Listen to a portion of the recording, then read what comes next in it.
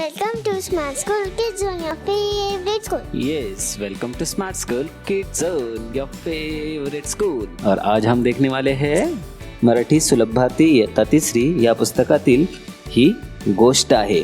तर करूया एका मजेदार गोष्टीला सुरुवात.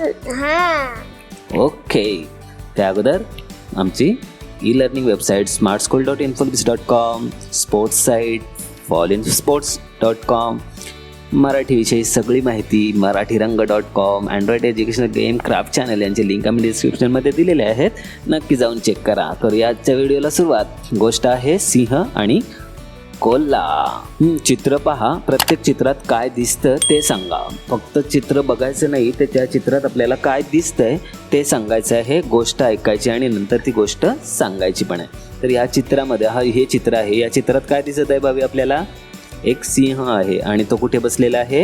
त्याच्या गुहेच्या समोर, गुहेच्या जवळ बसलेला आहे. म्हणजे त्याची पाठीमागे गुहा आहे. गुहा म्हणजे जिथे सिंह राहत असतो ती जागा. ओके, आणि त्याच्या बाहेर काय आहे? एक कोल्हा बसलेला आहे. आणि ह्या चित्रामध्ये खूप सारे झाडं दिसत आहेत, दगड दिसत आहेत, आहे ना. तर मग ह्या चित्राविषयी सांगितलं. आता गोष्ट पाहूया. गोष्ट आहे, एक होते जंगल, तिथे होता सिंह, तो पडला आजारी. कोल्हा आला त्याला भेटायला. सिंह म्हणाला, मला भूक लागली, मी आजारी आहे, तू येथेच जवळच शिकार शोध. कोल्हा म्हणतो लगेच निघतो. कोल्हा म्हणाला. कोल्ह्याला रानात मेंढ्या चरताना दिसल्या.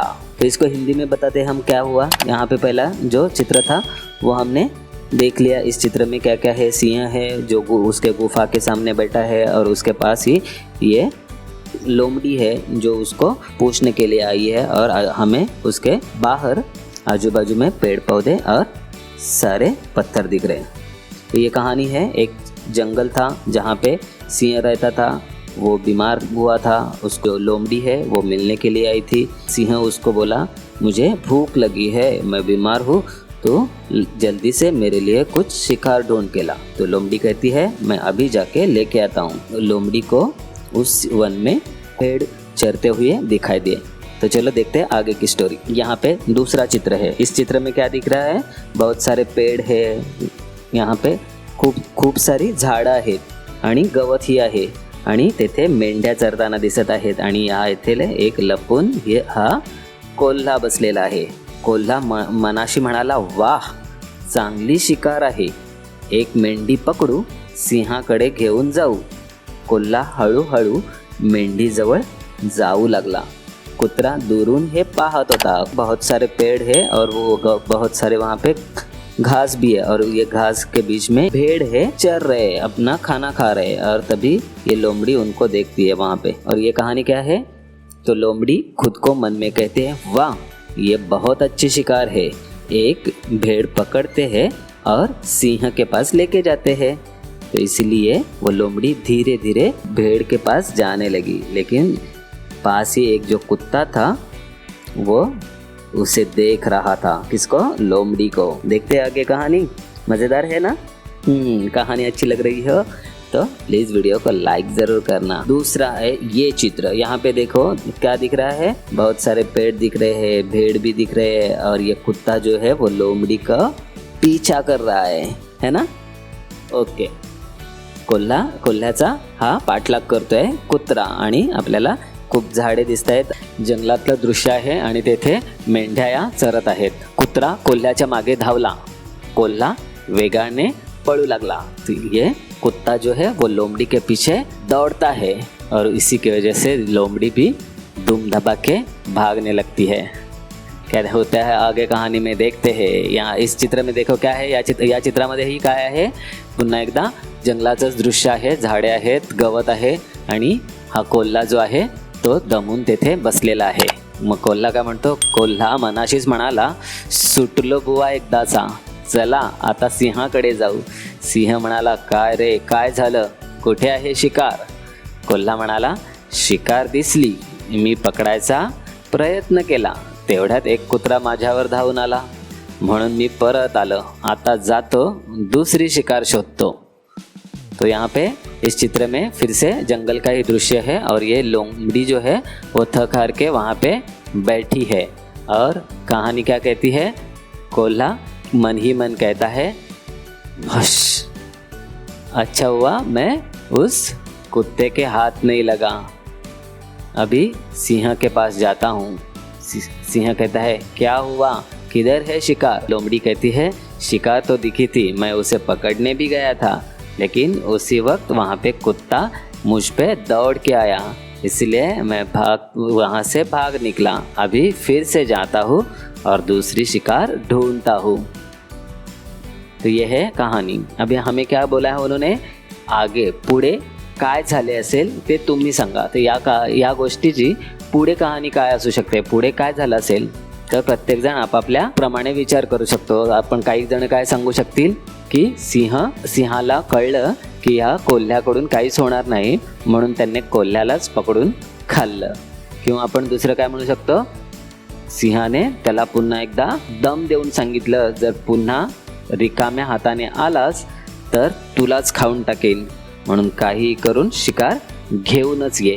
तर अशा प्रकारे या गोष्टीचा अपन शेवट करू सकते हो। पुढे काय झालं असेल ते तुम्ही सांगा, तो आगे क्या हुआ रहेगा इस कहानी में वो हमें बताना है। ऐसा भी कह सकते हैं कि सिंह को बहुत गुस्सा आया और उसने उधर ही लोमड़ी को खा लिया, या दूसरा भी कह सकते हैं सिंह गुस्सा होकर उसने लोमड़ी को कहा, अभी अगर खाली हाथ वापस आए तो मैं तुम्हें ही खा जाऊंगा, इसलिए जल्दी जाओ और मेरे लिए कोई भी शिकार पकड़ के लेके आओ। तो इस तरह से यह कहानी का अंत हो सकता है। हम अपने अपने अनुभव से या अपने अपने विचारों से इस कहानी का अंत लिख सकते हैं। शायद आप इससे अलग भी कोई लिख सकते हो। ठीक है, तो इस कहानी में एक और क्या दिया है देखते हैं। चित्र पहा, प्रत्येक चित्रात काय कमी आहे व काय जास्त आहे ते ओळखा। तो हमें चित्र देखना है और हर एक चित्र में क्या कम है या क्या ज़्यादा है वह देखना है, क्योंकि अभी तक हमने ये जो कहानी सीखी है या कहानी जो पढ़ी है उससे हमें चित्र देखने के लिए बोला है। तो हमें चित्र देख के उस चित्र में क्या क्या है वो अच्छे से ऑब्जर्व करना है और उसको एक्सप्लेन भी करना है, उसको बताना भी है उस चित्र में क्या क्या है। तो इससे हमारी ऑब्जर्वेशन पावर, हमें देखने की जो हमारी शक्ति है वो हम बढ़ा सकते हैं और उस जो देखा हुआ है उसको किस तरह से सोचते हैं और हम दूसरों को बताते हैं ये सीख सकते हैं। तो चलो देखते हैं इस चित्र में क्या है। तो पहला हम देखेंगे ये चष्मा। तो या चष्म्याला काय नाही आहे, या बाजूला दांडी नाही आहे, एकच दांडी आहे, बरोबर। दुसरा हा आहे पंखा, तर या पंख्याला दोनच पात्या आहेत। खरं तर पंख्याला किती पात्या असतात, 3 असतात, बरोबर। मग ही तिसरी पाती नाही आहे। आता ही सायकल आहे, या सायकलला इकडेही हँडल आहे आणि इकडेही हँडल आहे, म्हणजे हे जास्त आहे, बरोबर। आता ही काय आहे, हे घड्याळ आहे, या घड्याळामध्ये काटेच नाही आहेत, काटे आपण त्याच्यात देऊ, म्हणजे ह्या गोष्टी काहीमध्ये कमी होत्या तर काहीमध्ये त्या जास्त होत्या।